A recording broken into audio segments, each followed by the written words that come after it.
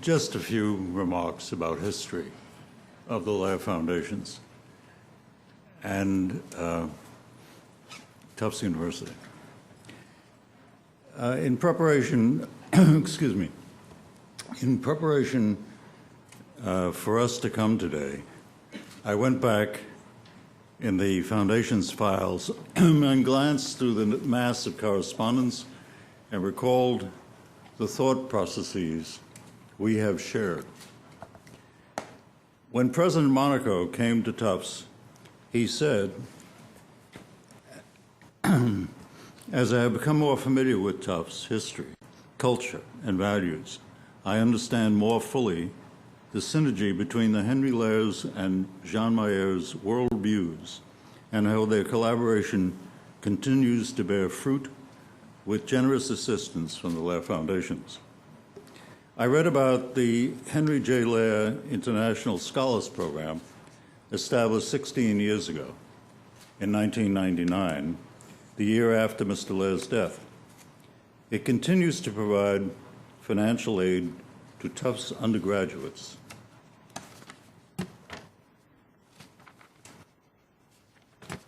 to study abroad or to those who are committed to the study of international affairs. Mr. Leir, of course, was an international figure, always promoting the values of moving between countries and shifting to the native languages and cultures and prevailing economic systems within each community. I spoke at Tufts about 20 years ago on the subject of the Maier-Leir connection when the Jean Maier Chair in Nutrition was awarded to Dr. Erwin Rosenberg. I referred then to the tie that bound Henry Leir and Jean Maier as the shock of recognition of their shared wisdom. What did they share? I said of them, both were at the pinnacle of intellectual capacity. Both were wise and deeply humane, international in their perspectives, personally experienced in the horrors in Europe under Hitler, profoundly committed to nutrition and worldwide relief of famine, and not incidentally possessed of the same droll sense of humor. When Peter Oven was awarded the Henry J. Leir Chair in Humanitarian Studies in the year 2000, I posed the question, who is Henry Leir, and is it fitting that his name is given to a chair in Humanitarian Studies? Needless to say, I concluded, without hearing a single dissent from the audience in the Cabot Auditorium, that Henry Leir deserved to have his name on a chair in Humanitarian Studies. And so I said, those of us who knew him and are privileged to carry on his philanthropic work, along with then President John D. Biagio and then Dean of Fletcher, John Galvin, believe that nothing would please Mr. Leir more than creation of the Henry J. Leir Chair in Humanitarian Studies. How perfectly fitting is this splendid attribution. As Mr. Leir would have said, how elegant.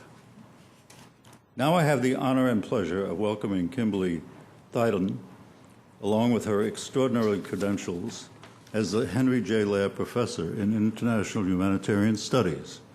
We need her. The subject of international humanitarian studies becomes more complex and challenging and full of tragic events every day. But the Leir Institute is dedicated to generating the academic talent and skills and courage to heal the wounds inflicted by countries on their own populations and that of their neighbors.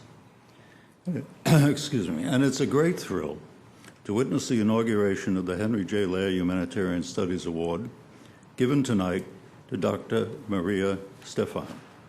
The Leirs knew a great deal about the need for human security.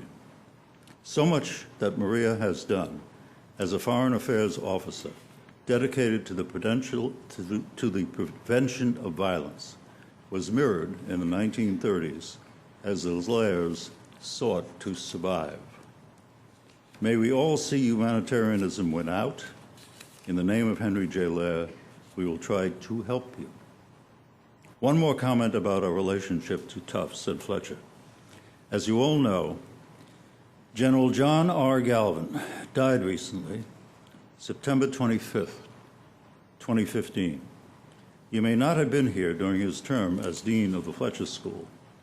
He came after his retirement from the role, most recently held by Admiral James Stavridis, Supreme Allied Commander in Europe. It was Jack Galvin who promoted the founding of the Leir Institute of International Humanitarian Studies. Jack and Mr. Leir did meet toward the end of Mr. Leir's life, 17 years ago. Two humanitarians who recognized one another's monumental qualities. But what really secured their relationship, Jack, the one-time Irish kid from Boston, spoke fluent German to Mr. Leir. When I read Jack's obituary, it reminded me of a time when he and I stood on a hill on your campus, and he pointed out an area towards Boston, where, as a child, he helped his father, a bricklayer, load bricks onto a wagon. But he told me that his father would not let him lay bricks. He feared that his son, John Galvin, ultimately the four-star commander of NATO and Dean of Fletcher, would end a lifetime of work as a bricklayer. Jack was truly remarkable and unforgettable. And by the way, congratulations on your choice of careers. Thank you very much. Thank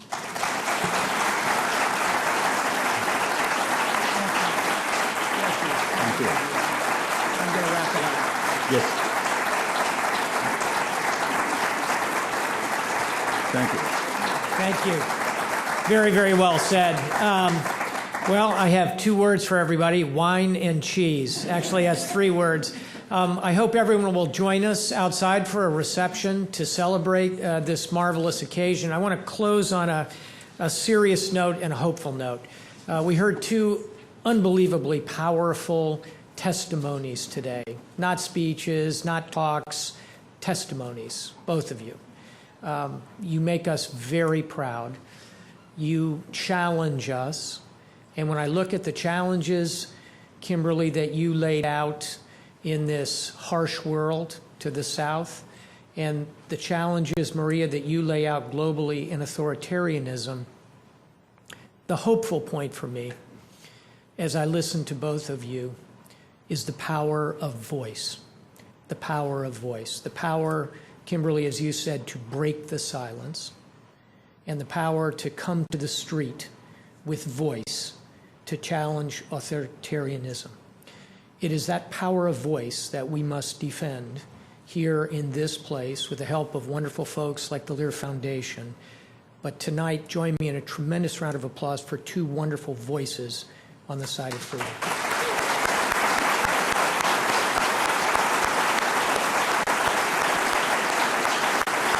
Let's go have a drink.